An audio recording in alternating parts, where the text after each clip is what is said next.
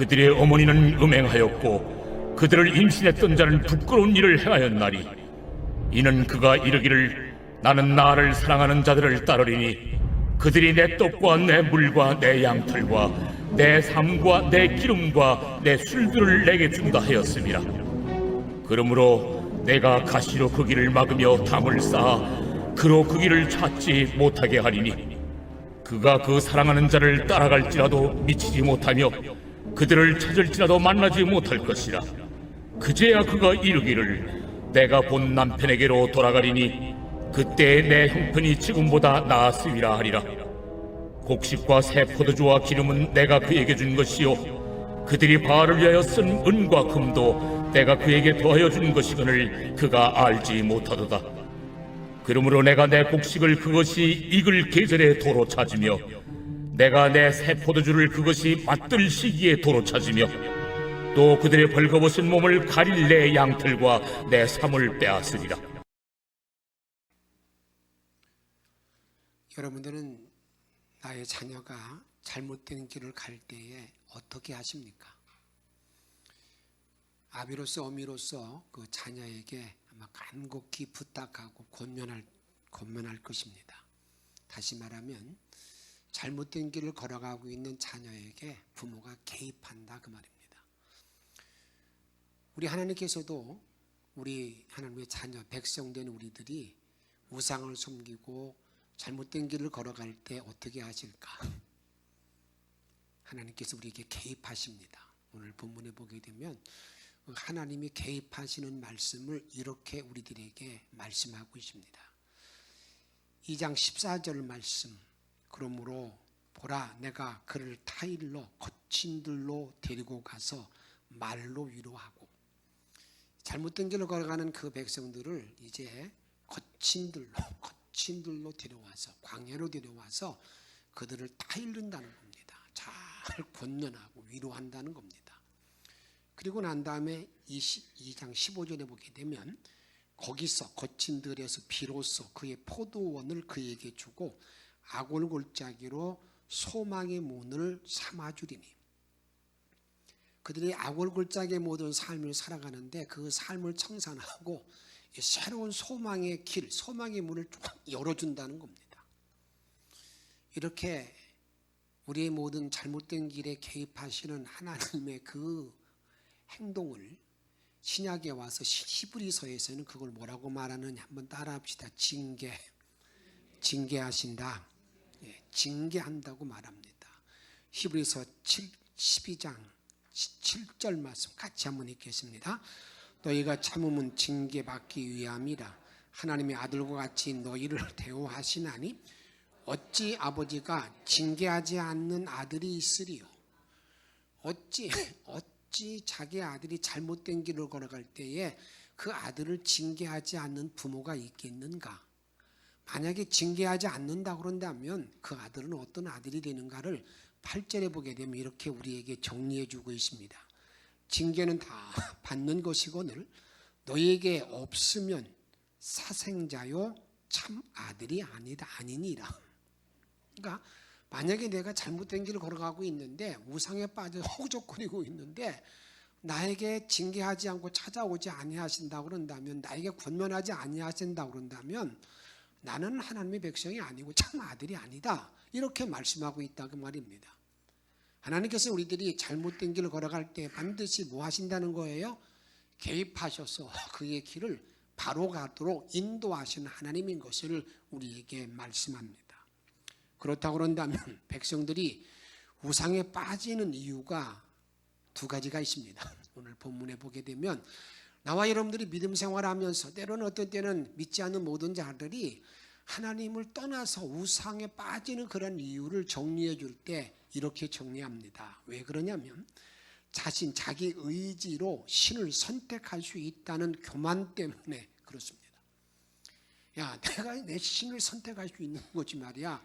누가 어떻게 내가 좋아하는 신 내가 선택할 수 있어. 내 마음대로 믿는 거지. 이런 마음 때문에, 이런 교만 때문에 우리 인간들이 이런 우상에 빠지고 어떻습니까? 우리가 빠진다 그 말입니다. 이것을 2장 5절에 보면 이렇게 우리에게 말합니다. 그들의 어머니는 음행하였고 그들을 임신했던 자는 부끄러운 일을 행하였나니. 여기 음행이라는 말은 영적으로 말할 때에 우상 숭배, 하나님을 떠나 있는 모든 모습들이에요. 그러니까 임신한 사람은 여자고 임신하게 만든 사람은 남자니까 그 남녀 모든 사람들이 다 음행하는, 하나님을 떠나 있는 우상을 섬기는 그런 자리에 들어갔다는 겁니다. 그런데 행하였나니 이는 그가 이르기를 나는 나를 사랑하는 자를 따르리니. 자기 의지를 표현하지요. 나는 나를 사랑하는 자를 내가 따른다. 내 마음대로 따르고 내가 신을 선택한다. 나 앞에 내가 신을 선택하는 일에 대해서 더 이상 뭐라고 하지 말라. 근데 그 선택하는 이유에 대해서 이렇게 오늘 말하고 같이 한번 그 후에 읽습니다. 그들이 내 떡과 내 물과 내 양털과 내 삶과 내 기름과 내 술들을 내게 준다 하였습니다. 뭘 말하는 거예요? 이 땅에 우리 인간들에게 나에게 필요한 음식들 다 준다는 거예요. 먹을 양식, 물, 양털, 삶 다 나에게 준다. 나에게 풍성히 준다고 말하고 있기 때문에 나는 그를 선택하겠다. 여기 그 선택한다는 그 자가 누구냐? 바알이거든요. 그 당시에 바알을 따르는 모든 자들이 말할 때 뭐라고 말한다고요?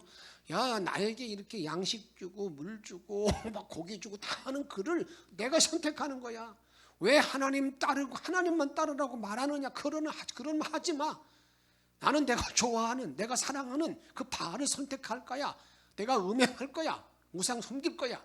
이렇게 말하는데 그게 엄청난 교만이라 그 말입니다. 둘째는 왜 우리가 우상을 숭배하느냐? 무지해서 그들이 우상을 섬긴다 그 말입니다. 2장 8절에 보면 이렇게 말하고 있습니다. 곡식과 새 포도주와 기름은 내가 그에게 준 것이요. 여기 내가 누구예요? 하나님이 내가 그걸 다 준 것이다. 그리고 그들이 바알을 위하여 쓰는 모든 은과 금도 내가 그에게 더하여 준 것이거늘. 지금 백성들이 먹고 마시고 있는 모든 것 다 내가 준 거야.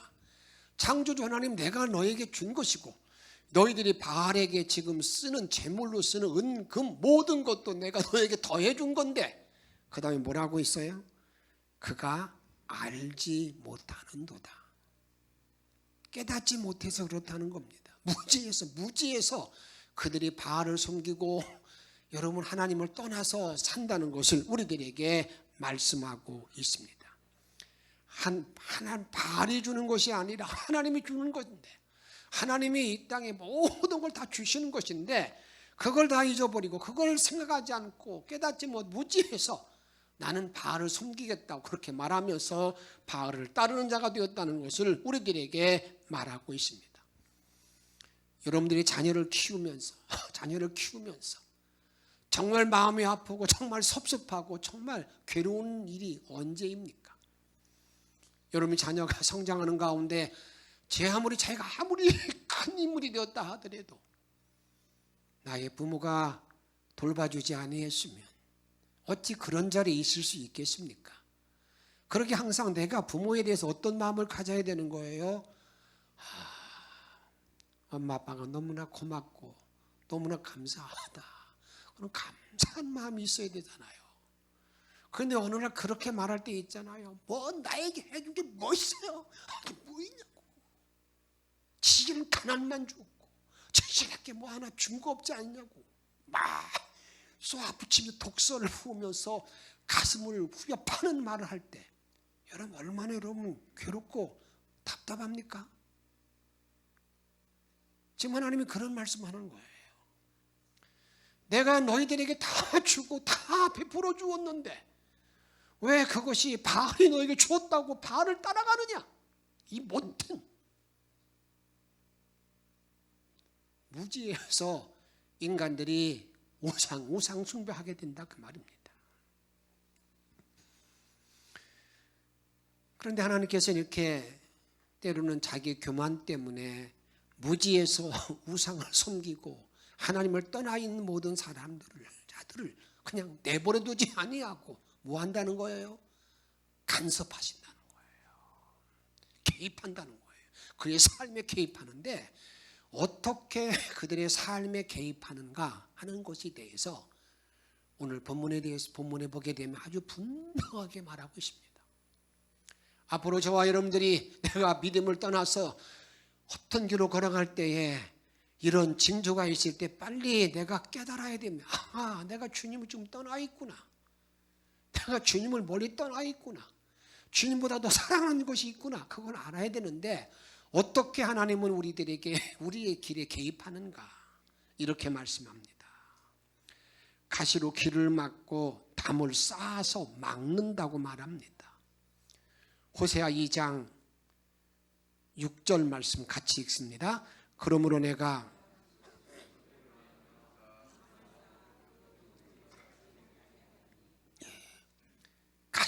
가시로 길을 막아요.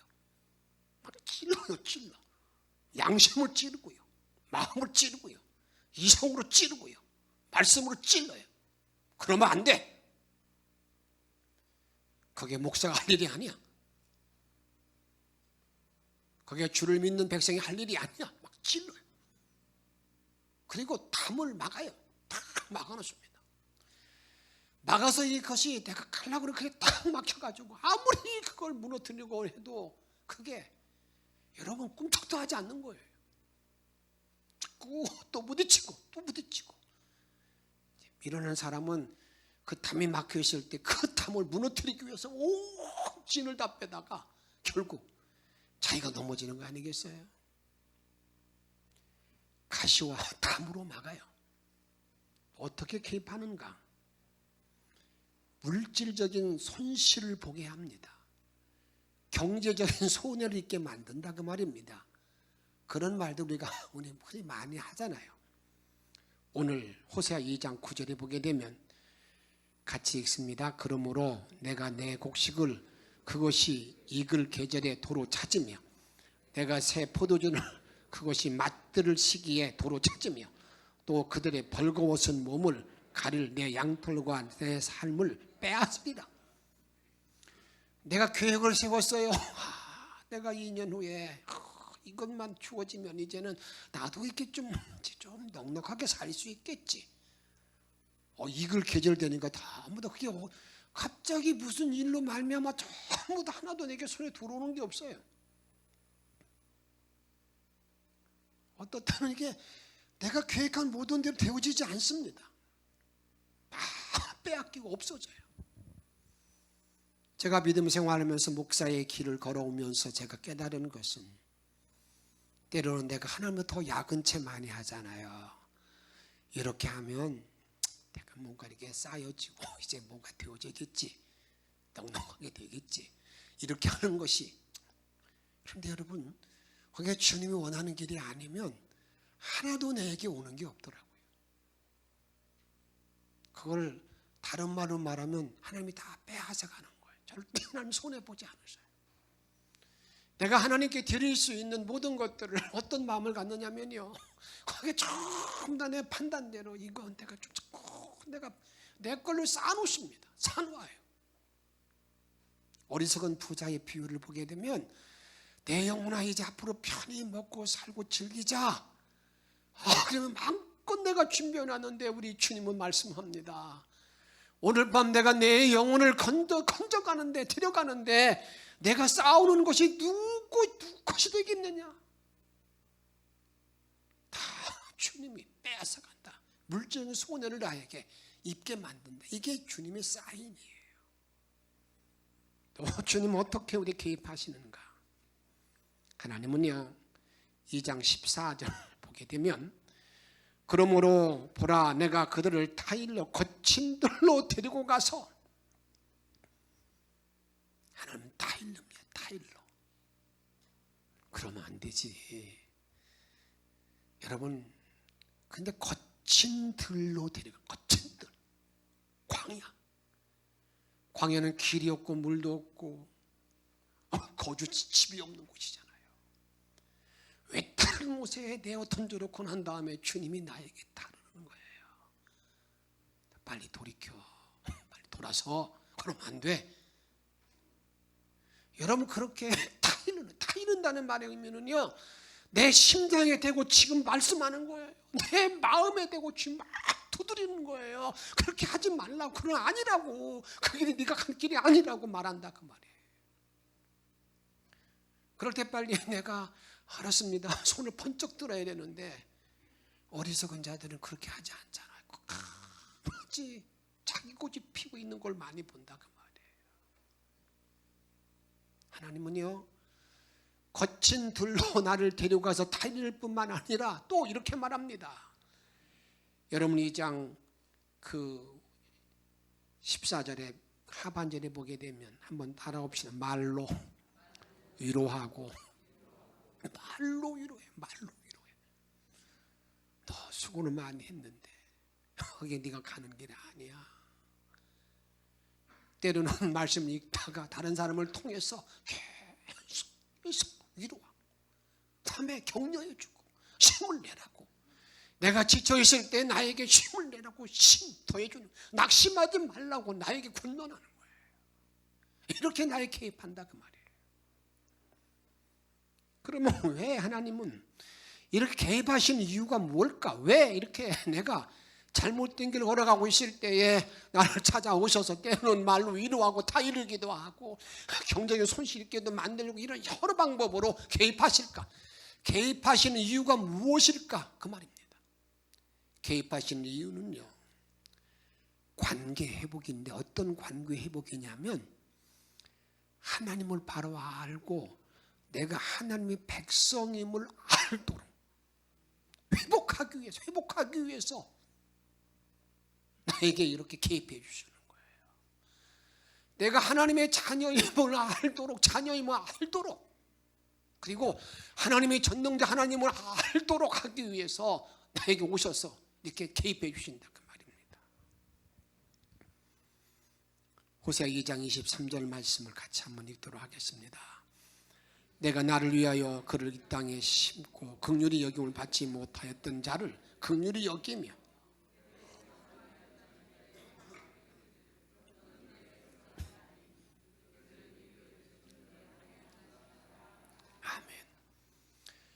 긍휼히 입지 못하는 백성, 주를 떠나 있는 모든 백성을 주님께서 이렇게 찾아오시는 이유는요, 넌 내 백성이야, 넌 내 아들이야, 너 내 자식이야, 그리고 내가 누군 줄 알아? 내가 하나님이야. 하나님, 전능하신 하나님이야. 이것을 알려주기 위하여, 이런 관계 회복을 위해서 주님이 찾아오신다 그 말입니다. 저는 하나님께서 이 땅에 오셔서 이렇게 개입하시고 때로는 타일러 주시고 타일러 준 하나님을 만날 때에는 많은 분들이 이렇게 다 돌아오게 되죠. 그런데 목사는 어떤 일이냐? 그 하나님 일 좀 대신하잖아요. 가서 때로는 그게 아니에요. 그렇게 하면 안 됩니다. 그런데 제가 깨달은 건 뭐냐면, 내가 말을 해도요, 그 회복시켜주는 분은 하나님의 몫인 것을 저는 철저하게 합니다. 어떤 말을 하고 난 다음에도 어떤 때는요, 전혀 어떤 기미가 보이지 않다가도 후에 보게 되면 하나님이 그를 만져주셔서 돌아오는 것을 제가 많이 보았어요. 이게 하나님의 섭리와 은총인데, 그렇게 저와 여러분들이 이 땅에 살다 보게 되면요, 정말 내가 위로할 사람들이 있고 내가 권면할 사람들이 있어요. 내가 기도할 사람이 있어요. 그런 사람이 있을 때에 여러분 주저하지 마시고 이렇게 자꾸 이렇게 권면해서 바로 오도록, 아이고 내가 말하면 저거 듣겠어. 아니에요. 나는 말을 던지고 나면 그 말의 열매를 거두게 하는 분은 누구라고요? 하나님이신 줄 알고 여러분 그런 일을 하나님처럼 나와 여러분들도 먼저 믿은 선배로서 그들을 잘 권면하고 위로하고 때로는 격려할 수 있는 그런 복된 자리에 들어갈 수 있기를 주의 이름으로 부탁을 드립니다. 그러면서 우리가 꼭 기억할 것은, 내가 때로는요, 주님을 떠나서 멀리 있는 나 자신을 볼 수가 있어요. 어떤 때는 아골골짜기의 삶 속에 내가 내던져 있는 나를 볼 때가 있습니다. 그럴 때 내 마음에 이런 생각이 듭니다. 나는 이제 하나님께 버림받았어. 하나님은 나를 쳐다보지도 않으셔. 아이고, 내가 이런 몸으로 어떻게 하나님의 이름을 다시 불러. 완전히 포기하는 걸 보게 됩니다. 그럴 때 우리 주님은 이렇게 말씀합니다. 고린도후서 4장 1절에 보게 되면, 그러므로 우리가 이 직분을 받아 긍휼하심을 입은 대로, 같이 읽습니다. 낙심하지 아니하고 아니한다는 거예요. 내가 어떠한 처지에 놓여있든지 간에 낙심하지 아니하고 주님을 바라보고 나아가게 되면, 4장 16절에 보면 이렇게 말씀하고 있어요. 그럼 우리가 낙심하지 아니하노니 우리의 겉사람은 낡아지나 우리의 속사람은 날로 새롭도다. 날로 새롭도다. 저는 이 시간 여러분 부탁드리는 것은, 내가 어떤 자리에 주님을 떠나 멀리 있고 내가 좀 상처받은 그런 마음으로 있다 하더라도 주님의 긍휼 입는 그런 자리에 절대로 낙심하지 말고 주님을 바라본 눈이 활짝 열리기를 주의 이름으로 축복합니다. 이 낙심하지 아니하고 히라버 단어가 우크엔 카케오라는 단어인데, 이 우크엔 카케오, 절대 낙심하지 않는 것, 절대 낙심하지 않냐는 그러한 모델을 우리 주님은 탕자의 비유를 통해서 말씀하잖아요. 그가 정말 아버지 앞에 염치가 없습니다. 아버지 이름을 부를 수가 없어요. 아버지 얼굴을 볼 수도 있는 자격이 없어요. 아버지 집에 가고 싶은 마음 굴뚝 같은데 자꾸 자존심이 자기를 막아요. 아버지가 나를 받아줄까? 나 같은 놈이. 그런데 그가 이제 견디다 못해서 그가 벌떡 일어나 아버지 집으로 향합니다. 낙심하지 않고, 그래도 내가 아버지 집에 품꾼으로 가서 일하겠다. 낙심하지 않은 마음을 가지고 나갔는데 아버지는 그렇지 않았습니다. 이 아이를 포기하거나 저버린 것이 아니라 그를 상고강문대 찾아와서 만나주면서 옷을 갈아입히고 목욕시키고 반지를 끼워주고 신발을 신겨주고 송아지 잡아 잔치하는 우리 아버지, 그 아버지 품으로 아버지에 대한 희망과 기대를 저버리지 아니하고 낙심하지 않고 죽게 돌아갈 수 있는 저와 여러분의 삶이 되기를 주의 이름으로 축복합니다. 그 다음 왜 하나님 우리를 만나주시는가? 그 이유는 다른 데 있지 않습니다. 아골골짜기에서 소망의 문을 삼아주기 위함입니다. 내가 지금 아골골짜기의 그 험한 곳에 내가 내던져 있다 하더라도, 내가 아골골짜기의 끔찍한 그런 일을 내가 당한 그런 자리에 있다 할지라도 하나님께서는 나에게 그대로 놔두지 아니하고 소망의 문으로 인도하기 위하여, 하나님의 생명을 인도하기 위해서 나를 찾아오시고 개입하신다 그 말입니다. 2장 15절에 보면 이렇게 말씀하고 있습니다. 거기서 비로소 그의 포도원을 그에게 주고 아골골짜기로 소망의 문을 삼아 주리니.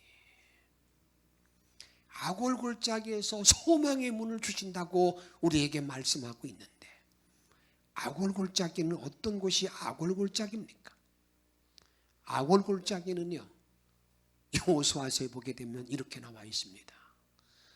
이스라엘 백성들이 가나안 땅으로 여러분 진군해 나갈 때에 그들의 큰, 정말 두렵고 떨리는 큰 성 여리고성이 있었어요.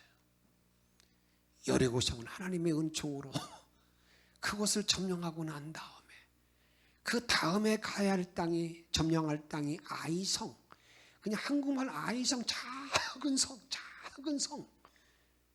그들은 결론 내립니다. 여기는 군대 다 갈 필요 없다.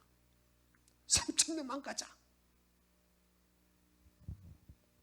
거기 가서 3,000명이 갔다가요, 완전히 박살나게 깨졌어요. 백성들이 간담이 선을 합니다. 완전히 그냥 아주 어찌할 바를 모르는 거예요. 그래서 성경에 보게 되면 그냥 백성의 마음이 녹아서 물같이 되었다고, 요거서 7장 5절 그렇게 말하고 있어요. 이야, 이제 그런 어떤 정말 참혹한 일을 만나서 이제 그런 일을 만나게 됐는데 그 이유를 찾아요. 아간이라고 하는 자가, 여러분 요새 말로 이렇게 도둑질하는 게 비하면 아주 별거 아니에요. 외투 몇 벌금 좀 하고 별거 되지도 않는데 그것을 이제 자기 어떻습니까? 장막 밑에다 숨겨놓은 거예요. 고백을 했어요. 탐욕으로 말미암아서 이제 어떤 일이 벌어지게 되는가? 그의 가문이 다 이렇게 멸망, 죽음에 이르잖아요. 탐욕으로 말미암아 이렇게 죽음의 돌무더기가 된 곳이 아골골짜기예요. 탐심. 지금 우리에게 말하는 말 이런 말입니다. 너희들이 아골골짜기 탐심의 길을 걸어가되면 그 길은 망하는 길이야. 망하는 길. 그런데 그 망하는 길을 가면서도 하나님께 돌아오게 되면 하나님 앞에 서면 소망이 있어. 소망이 있다. 이걸 알려주는 게 뭐냐? 그것 때문에 주님이 개입하신다 그 말이에요. 지금도 하나님 엄청난 경고를 저와 여러분들에게 합니다. 우리가 가는 길이 비록 아골골짜기, 탐욕의 골짜기는 그게 멸망의 길임을 분명히 말씀하면서 그런 길을 걸어가는 그런 자가 되었다 하더라도 하나님은 찾아오셔 나를 만나주시면서 때로는 위로하고 타이르기도 하시면서 나는 길을 막으면서 아니야, 그 길은 망하는 길이야. 그 길이 아니야. 내가 가는 길은 그 길이 아니기 때문에 어디로 가야 되느냐? 소망의 문, 생명의 문으로 가야 되는 거야. 이렇게 우리들에게 말씀하신다 그 말입니다. 이제 저와 여러분들은 항상 믿음의 길을 걸어가면서 아골골짜기를 넘어서 소망의 문으로 나아가야 됩니다. 그 소망의 문으로 나아갈 때에 소망이 없이 보이는 그런 곳에서 하나님의 소망으로 가득 채우는 거예요. 이스라엘 백성들이 이제 가나안 땅에 출발했을 때에 홍해 앞에 장막을 쳤습니다. 좌우에는 광야라 길을 갈 수 없습니다. 뒤에는 아랍 애국 군대가 쳐들어옵니다. 여러분 그때 소망이 없잖아요. 아무 길도 안 보이잖아요. 사면 초가의 모든 상황 가운데 우리 하나님 모세를 통해서 이렇게 말합니다. 가만히 서서 구원을 바라보라. 하나님의 구원을 바라보라. 내 것 또한 어려운 처지에 놓여 있다 하더라도 뭐 한다고요? 소망의 문이 있다는 사실을 확실히 알라고 우리에게 말씀하고 있습니다. 나의 것을 추구하는 것에서 하나님 나라를 추구할 수 있는 눈들이 열려야 됩니다. 넓은 길, 사망의 길에서 좁은 길, 생명의 문으로 주님은 나에게 들어가라고 지금도 말씀하고 계십니다. 이렇게 주님은 말씀하고 있습니다. 우리 앞에는 길이 있을 때에 많은 사람이 가는 넓은 길, 사망의 길이 있다는 겁니다. 그것이 우리 믿음의 사람이 가는 길이 아님을 주님은 이렇게 말씀하고 있는데 마태복음 7장 13절, 14절 말씀을 같이 읽도록 하십시다. 좁은 문으로 들어가라. 멸망으로 인도하는 문은 생명으로 인도하는 문은 협착하여 찾는 이가 적음이라. 아멘. 편하고 쉬운 길 많은 사람들이 가는데 그건 망한 길이야. 그게 아니야. 생명의 문, 좁은 길을 가는데 그 길을 찾는 사람은 적다. 그러기에 이제 주님이 찾아오셔서 나에게 하시는 말씀은 이제 그렇게 아골골짜기 넓은 길이 아니라 많은 자가 가는 길이 아니라 생명의 길로 가는 그런 길을 찾아야 된다 그 말입니다. 이제 저와 여러분들은 하나님의 간섭을 바로 아는 자리 되어줘서 하나님의 간섭을 바로 아는 사람들은 이런 삶의 결단이 이루어지게 됩니다. 주님의 백성들의 자세가 무엇인가를 바로 알아야 되는데 그것을 바울 사도를 통해서 로마서에서 이렇게 우리들에게 권면해 주고 있습니다. 로마서 5장 3절에 보게 되면 다만 이뿐 아니라 우리가 환난 중에도 즐거워하나니. 참 어렵지요. 환난 중에도 즐거워하나니. 환난을 만나게 되면 여러분 즐거운 마음이 들겠어요? 얼마나 괴롭고 답답하며 안타깝습니까? 환난 중에도 즐거워하나니. 그 다음에 이렇게 말합니다. 이는 환난의 인내를, 그 다음 같이 읽습니다. 인내는 연다는 소망을 이루는 줄 아미로다. 여기 안다는 말 믿음의 성숙한 믿음인데, 나에게 구원이 주고 난 다음에, 하나님으로 구원이 주고 난 다음에 그 다음에는 내가 그걸 다 아는 것, 이것이 하나님으로 온 것이기 확실히 내가 믿는 것, 내가 믿는 믿음의 성숙이에요. 2단계 믿음이죠. 내가 안다. 왜 내가 환난 중에 즐거워하느냐?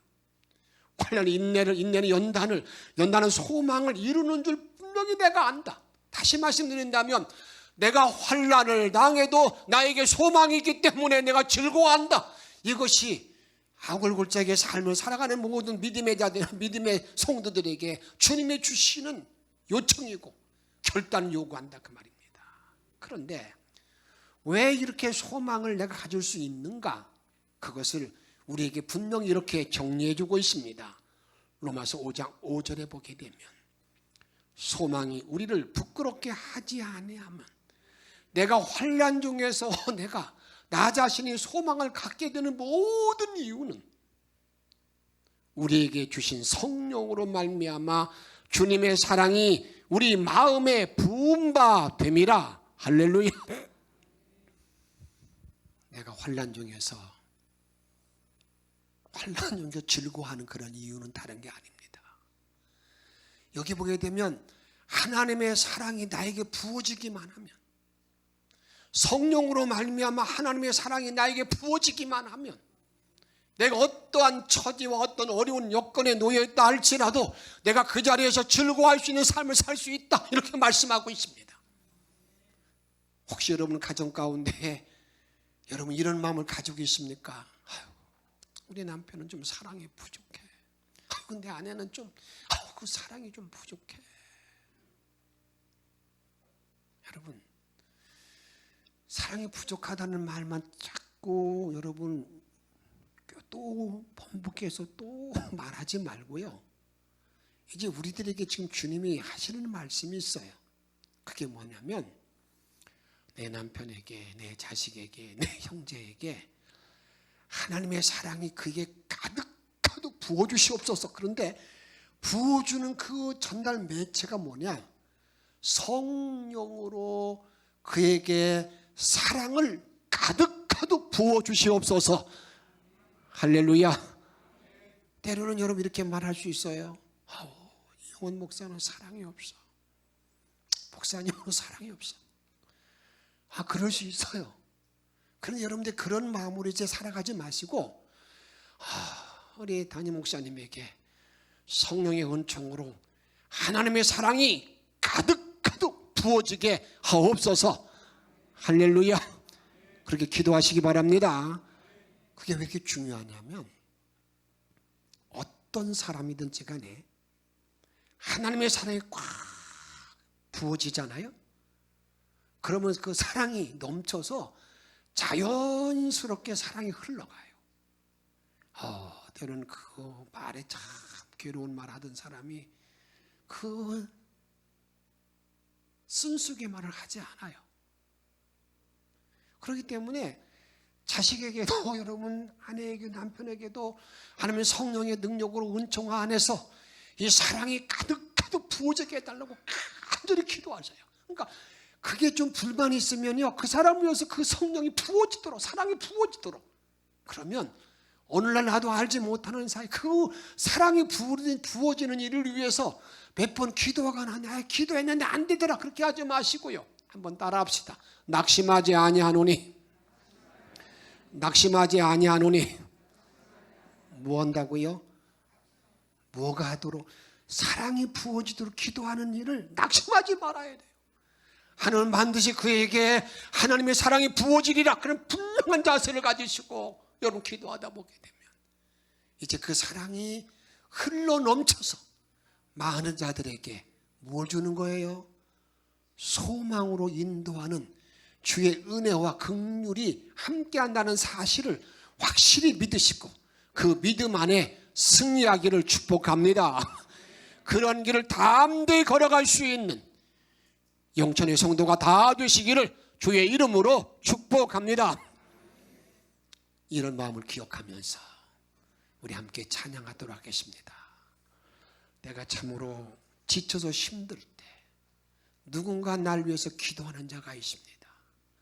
그리고 내가 기도해야 됩니다. 하나님이 나를 개입하셔 나를 만져주십니다. 이런 일을 기억하시면서 1절만 2번 한번 부르도록 하겠습니다.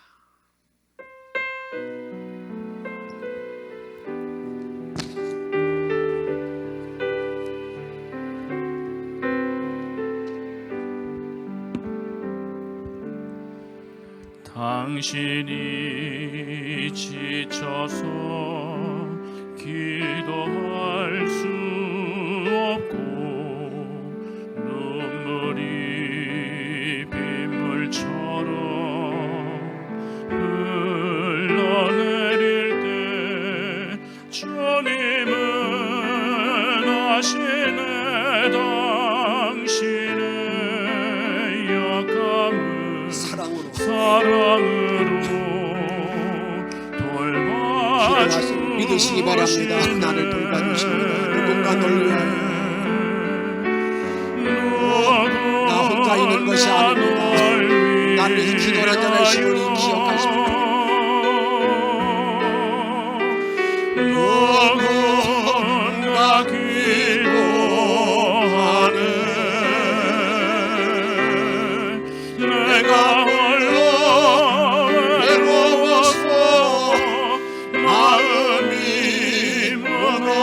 때 우리 하나님이 나를 기도해 주시고 나를 위해서 기도하는 자가 있음을 잊지 마시고 당신이 지쳐서 기도할 수 없습니다.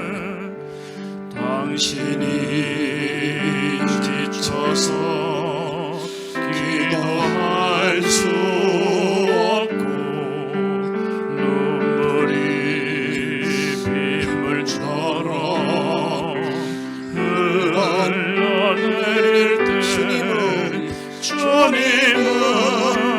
아시네 맞습니다. 주님 아십니다.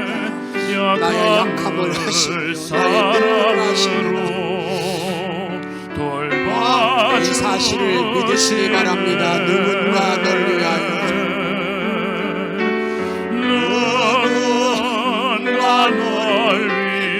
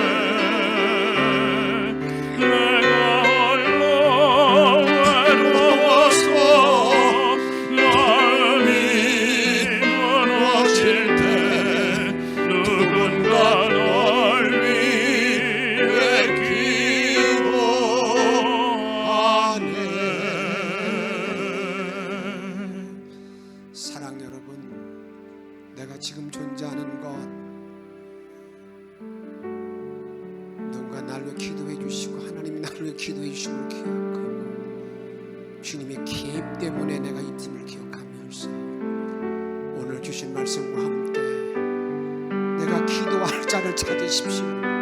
내가 위로할 자를 찾고 그 삶을 낙심하지 않고 기도할 길을 다짐하면서